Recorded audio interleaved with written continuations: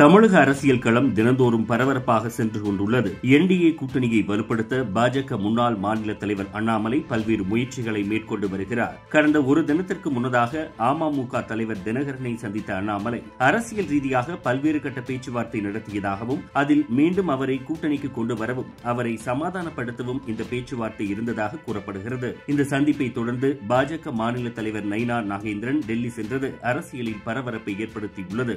தமிழக அரசியலில் கடந்த சில நாட்களாகவே பரபரப்பான சூழல் நிலவி வருகிறது. முக்கியமாக அதிமுக பாஜகவில் அடுத்தடுத்து கலைபரங்கள் நடந்து வருகின்றன. அதாவது அதிமுக சீனியர்கள் டெல்லி சென்று வருவதும் அதனைத் தொடர்ந்து எடப்பாடி பழனிசாமி டெல்லி சென்று வருவதும் என களம் பரபரப்புக்கு பஞ்சமில்லாமல் இருந்தது. ஒரு பக்கம் என்டிஏ கூட்டணியில் இருந்து விலகிய தினகரன் மற்றும் ஓபிஎஸ் இருவரும் அண்ணாமலை மீண்டும் கட்சிக்குள் கொண்டுவர பேச்சுவார்த்தை நடத்த இருப்பதாக தெரிவித்தார். இதற்கிடையில்தான் அமமுக பொதுச் செயலாளர் டிடிவி தினகரனை அண்ணாமலை சந்தித்து பேசியுள்ளார். சென்னை அடையாறில் உள்ள இல்லத்தில் இந்த சந்திப்பானது நடைபெற்றது.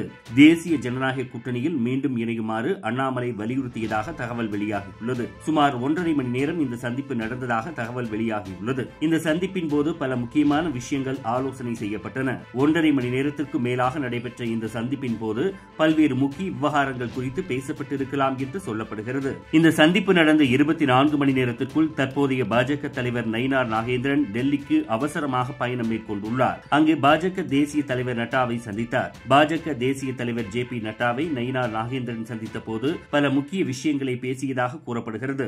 அக்டோபர் 12ஆம் தேதி சுற்றுப்பயணத்தை தொடங்குகிறோம். அதில் பாஜக தேசிய தலைவரான ஜே.பி. நட்டா கலந்து கொள்ள வேண்டும் என்பதற்காக அவருக்கு அழைப்பு கொடுக்கவே வந்தேன். அவரும் முடிந்தவரை வருகிறேன் என்று உறுதியளித்துள்ளார் என கூறினார். ஒரு பக்கம் கூட்டணியை வலுப்படுத்த அண்ணாமலை தினகரனை சந்தித்து மேற்கொண்டுள்ள முயற்சி குறித்தும் ஆலோசிக்கப்பட்டிருக்கலாம் என்றும் கூறப்படுகிறது.